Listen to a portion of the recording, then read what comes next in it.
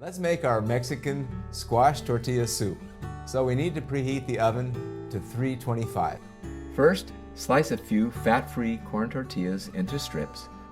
And because we're not oiling these strips, it's good to cut them in very thinly so that they'll be soft once they've soaked in the soup. Spread them across a dry baking sheet, and you can even put them in the oven as it's preheating. We will check them in 15 minutes, and then every 5 minutes after that, until they have turned a golden color like this. Now we will prepare the butternut squash.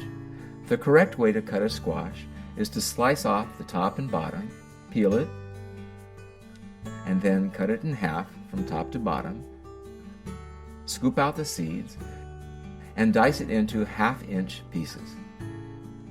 Next, we will bake the squash until it's cooked, yet still retains some firmness.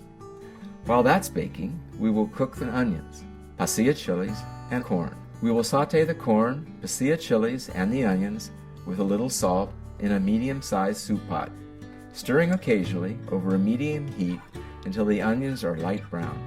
After the corn and onions have browned, add the salt, water, powdered cumin, powdered vegetable stock, and nutritional yeast. Bring this to a simmer for 10 minutes. This is a good time to check your tortillas and your squash.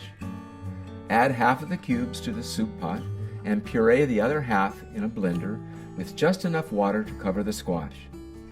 Then add them to the soup pot. This will give your soup a nice creamy texture. Then drain 2 15-ounce cans of pinto beans. You can use any type of bean, your choice, and add them to the pot. Now let's fill a soup bowl. First, place the tortillas at the bottom and pour the soup over the top. We can garnish with some sprigs of cilantro and a wedge of lime on the side, which can be squeezed in as you like.